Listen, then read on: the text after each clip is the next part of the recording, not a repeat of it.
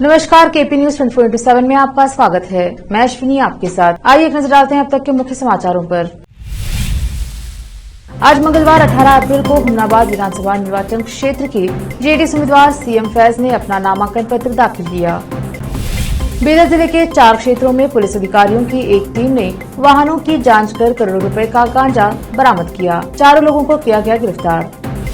कर्नाटक के नेताओं का गजब अंदाज, हाथी बैलगाड़ी पर नामांकन भर रहे उम्मीदवार, वायरल हो रही तस्वीरें। कर्नाटक कांग्रेस उम्मीदवार को झटका, निर्वाचन क्षेत्र में जाने पर रोक, कोर्ट ने सुनाया फैसला। मैं एनसीपी में हूं और रहूंगा, अजित पवार ने बीजेपी में जाने की अटकलों पर लगाया विराम।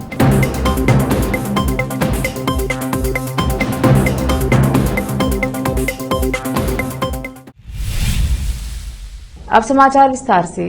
आज मंगलवार 18 अप्रैल को हुमनाबाद विधानसभा निर्वाचन क्षेत्र के जेडीएस उम्मीदवार सीएम फैज ने अपना नामांकन पत्र दाखिल किया। एक भव्य रैली में अपने पार्टी नेताओं से जेडीएस के राज्य अध्यक्ष सीएम इब्राहिम, जेडीएस के राज्य उपाध्यक्ष काजी सैयद शनुल हक बुखारी, तालुका जेडीएस के अध्यक्ष गौतम सागर, तालुका चिटगुप्पा के जेडीएस अध्यक्ष मोहम्मद मोइजुद्दीन बारूद वाले, सुभाष गंगा, सुरेश सिंघी और चिटगुप्पा व हुमनाबाद के अलावा तालुके के सभी जेडीएस नेतागण पार्टी कार्यकर्ता के साथ वीरभद्रेश्वर मंदिर से निकलकर मिनी विधानसौधा तक पहुंचकर रिटर्निंग अफसर को अपनी सीएम फैज ने अपना नामांकन सौंप दिया। इस रैली में पार्टी कार्यकर्ता व स्थानीय लोग, पुरुष और महिलाओं ने नृत्य करते हुए आगे बढ़े। चिटगुप्पा के युवा पत्रकार सैयद मुस्तफा कादरी ने केपी न्यूज के न्यूज एडिटर व एंकर मुस्तफा आदिल को यह जानकारी दी।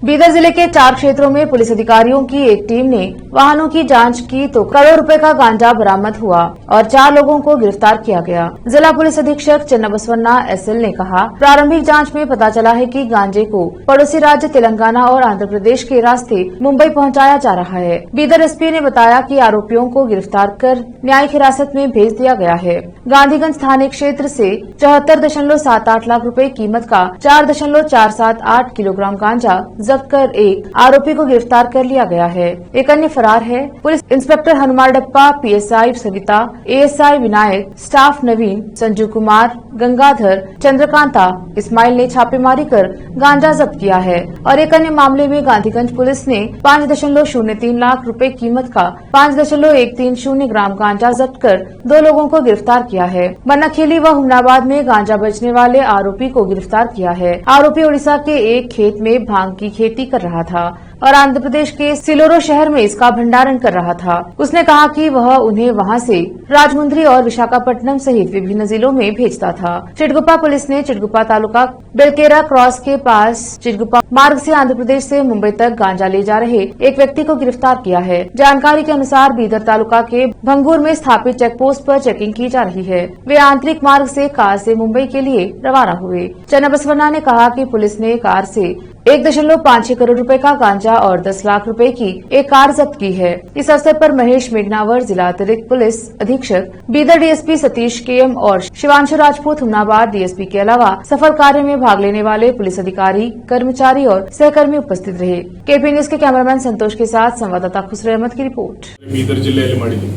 सो ಇದರಲ್ಲಿ ನಾವು ಏನಂದ್ರೆ ಪೂರ್ತಿ ಹಿಂದೆ ಏನಂದ್ರೆ ಆಗಿರುವಂತ ಪ್ರಕರಣಗಳಲ್ಲಿ ಭಾಗಿಯಾದವರು ಮತ್ತು ಈಗೇನು ಆಕ್ಟಿವ್ ಇದ್ದಾರೆ ಇವ್ರದ್ದು ಎಲ್ಲವನ್ನೂ ಕೂಡ ಏನಂದ್ರೆ ನಾವು ಪರಿಶೀಲನೆ ಮಾಡ್ತಾ ಇದ್ದೀವಿ. ಟೋಟಲ್ ವ್ಯಾಲ್ಯೂ ಎಷ್ಟು ಸರ್? ಟೋಟಲ್ ವ್ಯಾಲ್ಯೂ 1,65,00,000 ಆಗ್ತದೆ. 165 kg. ಆಮೇಲೆ ಎಲ್ಲಾ ರೀತಿಯಿಂದ ಅವರು ಏನಂದ್ರೆ ಕಳಿಸ್ಲಿಕ್ಕೆ ಪ್ರಯತ್ನ ಮಾಡಿದ್ದಾರೆ. ಕಾರ್ಗಳಲ್ಲಿ ಕಳಿಸ್ಲಿಕ್ಕೆ ಪ್ರಯತ್ನ ಮಾಡಿದ್ದಾರೆ, ರೈಲ್ವೆನಲ್ಲಿ ಕಳಿಸ್ಲಿಕ್ಕೆ ಪ್ರಯತ್ನ ಮಾಡಿದ್ದಾರೆ, ಬಸ್ಗಳಲ್ಲಿ ಟ್ರಾನ್ಸ್ಪೋರ್ಟ್ ಮಾಡ್ಲಿಕ್ಕೆ ಎಲ್ಲಾನು ಕೂಡ ಏನಂದ್ರೆ ಸಾಧ್ಯವಾದಷ್ಟು ನಾವು ಬೇಯಿಸಿದೀವಿ.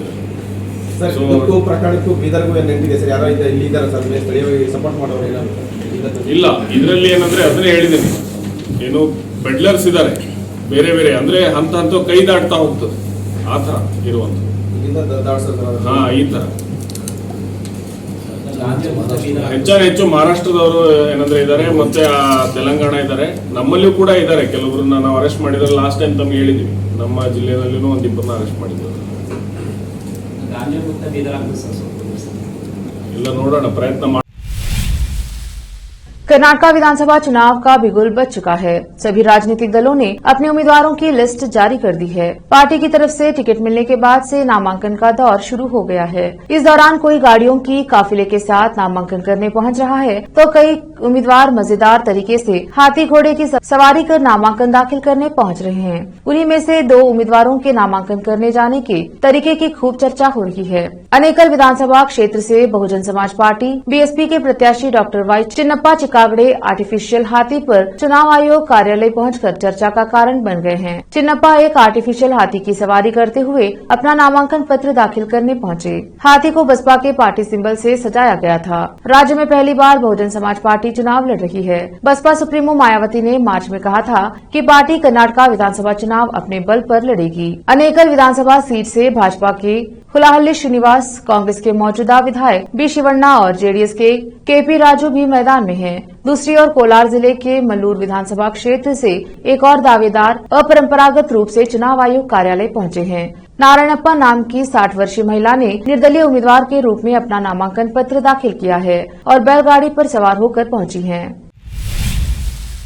कर्नाटका चुनाव से पहले कांग्रेस को तगड़ा झटका लगा है। कर्नाटका की स्पेशल कोर्ट ने कांग्रेस के एक उम्मीदवार को अपने ही विधानसभा क्षेत्र में जाने पर प्रतिबंध लगा दिया है। उम्मीदवार पर हत्या का आरोप है। दरअसल कर्नाटका के धारवाड़ विधानसभा क्षेत्र से कांग्रेस ने विजय कुलकर्णी को उम्मीदवार घोषित किया था। इसके बाद कर्नाटका की स्पेशल कोर्ट ने मंगलवार को विजय कुलकर्णी के खिलाफ आदेश पारित किया है। आदेश में कोर्ट ने विजय को धारवाड़ जाने पर रोक लगा दी है। धारवाड़ वही क्षेत्र है जहां से विजय को कांग्रेस ने उम्मीदवार बनाया था। विजय पर आरोप है कि उसने भाजपा जिला पंचायत सदस्य योगेश गौड़ा की हत्या की थी।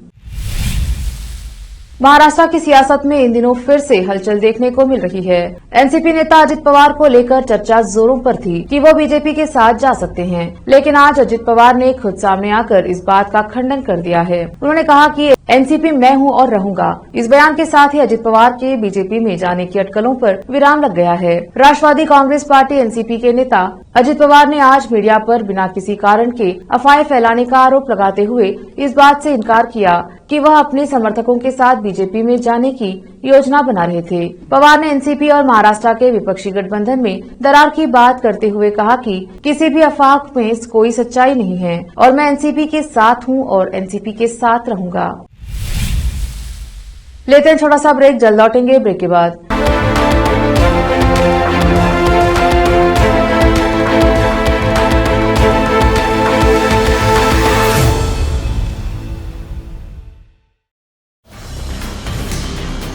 हिंदुस्तान के हर कोने में हम हैं मौजूद। 24 घंटे हालात पर गहरी नजर, खबरों से जुड़े चुपते सवालात और आपको दिखाता है धार्मिक, सामाजिक, राजनीतिक, लोकल और इंटरनेशनल न्यूज की सबसे बेहतर कवरेज जो आपको रखती है हर पल बाखबर। देश और दुनिया भर की खबर के लिए देखते रहें केपी न्यूज 24/7। ब्रेक के बाद स्वागत है आपका। देखते हैं आगे के समाचार। राजस्थान के अलग अलग इलाकों में कई बार पिटाई का शिकार हो चुकी पुलिस की लाचारी का एक और मामला सामने आया है। इस बार मामला चूरू जिले से जुड़ा है। चूरू शहर में ट्रैफिक के एक पुलिसकर्मी को ड्यूटी करते समय बीच सड़क पर एक दबंग धमका गया। दबंग की इस दबंगाई से पुलिसकर्मी बुरी तरह से डर गया। उसके बाद वह पब्लिक के बीच आकर रोने लगा। लोगों ने जब उससे इसका कारण पूछा तो उसने अपनी पूरी व्यथा सुनाई। उसकी इस व्यथा का वहां खड़े किसी व्यक्ति ने वीडियो बना लिया। अब यह वीडियो सोशल मीडिया में वायरल हो रहा है। दरअसल यह मामला एक दिन पहले चूरू शहर में हुआ। वहां जहां जाम में फंसे एक युवक को गाड़ी हटाने के लिए कहने पर उसने ट्रैफिक पुलिसकर्मी जगवीर के साथ अभद्रता कर डाली। युवक के अभद्र व्यवहार से पुलिसकर्मी इतना व्यथित हो गया कि उसकी रुलाई फूट पड़ी। पुलिस की लाचारी का यह वीडियो सोशल मीडिया में तेजी से वायरल हो रहा है। लोग इस पर तरह तरह के कमेंट्स भी कर रहे हैं। बिजनौर में कंप्रेसर का पाइप फटने से फैक्ट्री के अंदर अचानक आग लग गई। आग लगने से अफरा तफरी का माहौल हो गया। हालांकि भयंकर आग लगने से 2 कर्मचारी बुरी तरह से झुलस गए हैं, जिन्हें आनन फानन में एक निजी अस्पताल में भर्ती कर दिया गया। सूचना पर पहुंची अग्निशमन की कई गाड़ियों ने आग बुझाने का प्रयास किया, तब जाकर घंटों की मशक्कत के बाद आग पर काबू पा लिया गया। दरअसल नगीना देहात क्षेत्र के क्रॉप केयर ऑर्गेनिक फैक्ट्री में अचानक कंप्रेसर का पाइप फटने से फैक्ट्री के एक हिस्से में आग लग गई। अचानक लगी आग ने विकराल रूप ले लिया और इस दौरान वहां पर काम कर रहे 2 कर्मचारी आग की चपेट में आकर झुलस गए। सूचना पर पुलिस के आला अधिकारियों ने भी पहुंचकर राहत बचाव कार्यों में हिस्सा लिया। हालांकि अग्निशमन की कई गाड़ियों ने मौके पर पहुंचकर आग बुझाने का काफी प्रयास किया, तब जाकर कई घंटों के बाद आग बुझाई गई। इस बीच फैक्ट्रीज में काम करने वाले कर्मचारियों के परिजन भी मौके पर पहुंच गए और हंगामा करने लगे। हालांकि फैक्ट्री के भीतर काम करने वाले कर्मचारियों के परिजनों को फैक्ट्री में दाखिल नहीं होने दिया गया। फिलहाल बिजनौर के नगीना इलाके का पूरा प्रशासन राहत बचाव कार्यों में जुटा रहा। जिला बिजनौर यूपी से केपी न्यूज के संवाददाता शादाब इदरसी की रिपोर्ट। मन नहीं लग रहा? अच्छा, तो अंदर आपको जाने दिया जा रहा नहीं? क्या कह रहा है ये? दोबारा हमने पीछे भेज रखे हैं सब लोगों को। अच्छा, तो देखन तो बुला कर दिखाओ मैं गेट पर। नहीं बुला रहे नहीं, तो कह रहे पीछे भेज रखे काम पर। हम कह रहे हैं हमें दिखाओ तो।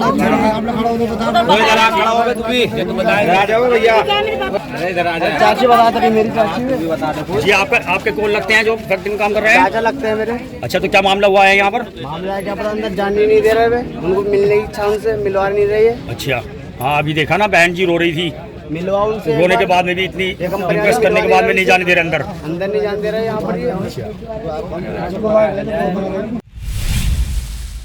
वैशाली में मीडिया संवाद के दौरान प्रशांत किशोर ने केंद्र सरकार की योजनाओं पर हमला बोलते हुए कहा कि प्रधानमंत्री गरीब कल्याण योजना में प्रति लाभार्थी 5 किलो अनाज प्रति महीने मिलना होता है, लेकिन पदयात्रा करते हुए मैंने ये पाया कि वैशाली 7वां जिला है और पूरे बिहार में ये देखने को मिल रहा है कि लाभार्थी को 5 किलो की जगह 4 किलो ही अनाज मिल रहा है। ये स्थिति इसीलिए है क्योंकि जो अनाज प्रखंड और जिलों के स्तर पर आ रहा है उसमें जनप्रतिनिधि और अधिकारी 40 रुपए प्रति क्विंटल कमीशन ले रहे हैं। इस भ्रष्टाचार में जनप्रतिनिधियों में ज्यादातर विधायक भी शामिल हैं। विधायकों का 6 से 8 रुपए प्रति क्विंटल कमीशन है। हर जिले में अनाज को पैसे में बदलकर जनप्रतिनिधियों और अधिकारियों तक पहुंचाने के लिए एक अनाज माफिया बन गया है, जिसमें 5 किलो की जगह 4 किलो अनाज लाभार्थी को मिल रहा है, जिसमें आज 20% की चोरी हो रही है। केपी न्यूज के लिए संत कुमार गोस्वामी की रिपोर्ट। करना चाहूंगा, पहली योजना है प्रधानमंत्री गरीब कल्याण योजना, जिसमें गरीबों को लाभार्थियों को 5 किलो अनाज प्रति महीने मिलना है। बिहार में ये 7वां जिला है और मैं बिल्कुल विश्वास से आपको बता रहा हूँ, आपको जानकारी भी होगी कि यहाँ पर लाभार्थियों को 5 किलो नहीं प्रति लाभार्थी 4 किलो अनाज ही मिल रहा है हर जिले में। और ये ऐसा इसलिए है कि प्रखंड पहुंचाने के लिए एक तरह से पूरा एक अनाज माफिया यहाँ बन गया है। तो हर जगह यहाँ पर लाभार्थियों को 5 किलो नहीं 4 किलो अनाज मिल रहा है। 20% की चोरी है। लेते हैं छोटा सा ब्रेक, जल्द लौटेंगे ब्रेक के बाद।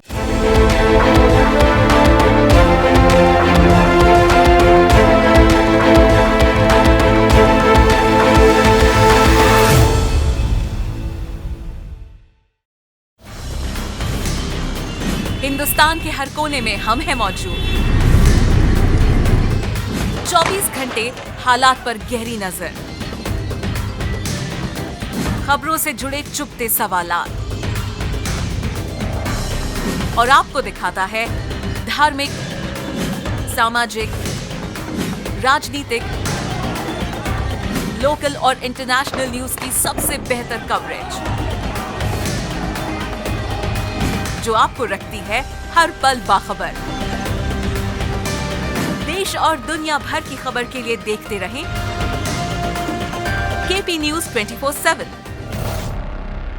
ब्रेक के बाद स्वागत है आपका। देखते हैं आगे के समाचार। उत्तर प्रदेश के मुख्यमंत्री योगी आदित्यनाथ का बड़ा बयान सामने आया है। उन्होंने यूपी की पिछली सरकारों पर निशाना साधते हुए कहा है कि 2017 से पहले यूपी में सैकड़ों दंगे होते थे, लेकिन 2017 के बाद यूपी में कोई दंगा नहीं हुआ है। साथ ही उन्होंने कहा कि यूपी में अब माफिया डरा नहीं सकते। उन्होंने कहा कि पहले यूपी में कानून व्यवस्था खराब थी, आज यूपी में कानून का राज है, अब यूपी में विकास का माहौल है। बता दें कि अतीक अहमद और अशरफ हत्याकांड के बाद सीएम योगी का ये बयान काफी महत्वपूर्ण माना जा रहा है। सीएम योगी ने मंगलवार को पीएम मेगा एकीकृत वस्त्र एवं परिधान योजना के अंतर्गत लखनऊ हरदोई में 1000 एकड़ में विस्तृत टेक्सटाइल पार्क की स्थापना को लेकर एक भवन में आयोजित MOU कार्यक्रम को संबोधित किया। अब कोई पेशेवर अपराधी और माफिया किसी उद्यमी को फोन से डरा धमका नहीं सकता है, कोई नहीं विश्वास हम सकता है। उत्तर प्रदेश आज बेहतरीन कानून व्यवस्था की गारंटी आपको देता ही है, लेकिन जो दो अन्य कलंक यूपी में थे कि जहां से यूपी में घुसो, जहां से सड़कों में गड्ढे दिखाई दें। माँ का प्यार बहुत ही अनमोल होता है। माँ के बिना दुनिया शून्य लगती है। सोशल मीडिया पर आए दिन माँ से जुड़े कई तस्वीरें, कई वीडियोस वायरल होते रहते हैं। कुछ वीडियो रुला देते हैं और कुछ भावुक कर देते हैं। कहा जाता है कि परिस्थितियाँ कितनी भी खराब क्यों न हो, माँ हर समय खड़ी रहती है और अपनी संतान की खुशी चाहती है। अभी हाल ही में सोशल मीडिया पर एक वीडियो तेजी से वायरल हो रहा है। इस वीडियो में देखा जा सकता है कि एक रिंग में 2 रेसलर फाइट कर रहे हैं। फाइट के क्रम में एक रेसलर दूसरे रेसलर से जीतने लगता है। वो दूसरे रेसलर को दबाए रखता है। ऐसे में वहाँ मौजूद माँ को गुस्सा आ जाता है। वो बिना किसी की परवाह किए रिंग के अंदर आ जाती है और पहले रेसलर को एक थप्पड़ लगा देती है। सोशल मीडिया पर यह वीडियो वायरल हो रहा है। आखिर में फिर एक बार देखते हैं मुख्य समाचार। आज मंगलवार 18 अप्रैल को हुमनाबाद विधानसभा निर्वाचन क्षेत्र के जेडीएस उम्मीदवार सीएम फैज ने अपना नामांकन पत्र दाखिल किया। बीदर जिले के 4 क्षेत्रों में पुलिस अधिकारियों की एक टीम ने वाहनों की जांच कर करोड़ों रुपए का गांजा बरामद किया। 4 लोगों को किया गया गिरफ्तार। कर्नाटक के नेताओं का गजब अंदाज, हाथी बैलगाड़ी पर नामांकन भर रहे उम्मीदवार, वायरल हो रही तस्वीरें। कर्नाटक कांग्रेस उम्मीदवार को झटका, निर्वाचन क्षेत्र में जाने पर रोक, कोर्ट ने सुनाया फैसला। मैं एनसीपी में हूं और रहूंगा, अजित पवार ने बीजेपी में जाने की अटकलों पर लगाया विराम।